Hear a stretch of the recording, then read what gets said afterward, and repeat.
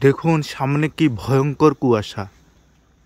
একটু মনে করে দেখেন তো মনে পড়ে কিনা। শৈশব কৈশোরে আমাদের কত দুরন্তপনা ছিল। এরকম কুয়াশাকে জয় করে, শীতকে জয় করে আমরা কত ঘোরাঘুরি করতাম। সকালে আনন্দ উল্লাসে মেতে উঠতাম। সেদিন কি আর আমাদের আছে এখন?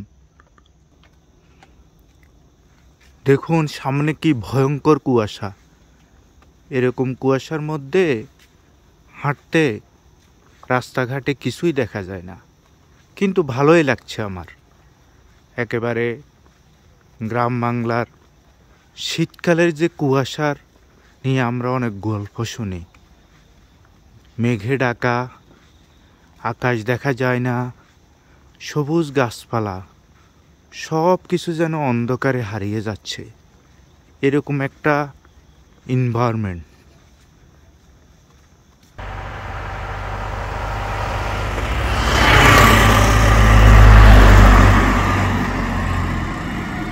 এত বেশি কুয়াশা এবছরে আমি আর দেখিনি।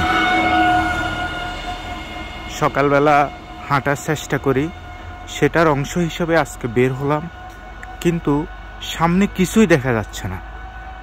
মানে মনে হয় যেন একটা ভুতুড়ে পরিবেশ। কিন্তু আবার শীতের যে কুয়াশা না থাকলে শীত কি জমে, সেদিক থেকে খুব ভালোই লাগছে। আসসালামু আলাইকুম। শীতের কুয়াশাময় মিষ্টি সকাল।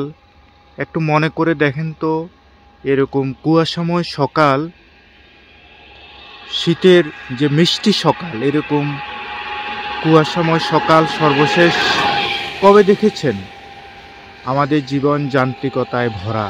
আমাদের কি সে সময় আসছে? খুব এনজয় করছি আজকে শীতের সকালটি।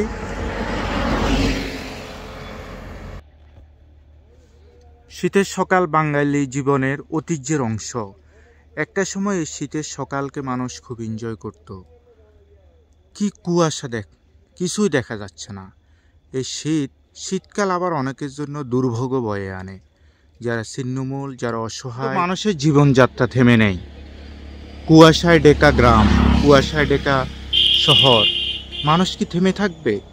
জীবিকার টানে, অস্তিত্বের টানে, সংগ্রামের টানে, লড়াইয়ের টানে মানুষকে রাস্তায় বের হতেই হবে, কাজ করতে হবে।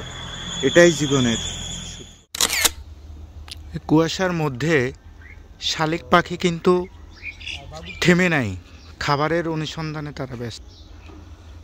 এই যে কুয়াশা দেখা যাচ্ছে না, একটু আগেও এখানে অনেকগুলো পাখি ছিল, শালিক পাখি। এই যে দেখুন, তারা কিন্তু, মানুষ ঘুমিয়ে থাকে কিন্তু পাখিরা ঘুমিয়ে থাকে না। তারা খাবারের সন্ধানে ছুটে আসে জীবন জীবিকার তাগিদে। মানুষ কিন্তু তাদের জীবন থেকেও শিক্ষা নিতে পারে।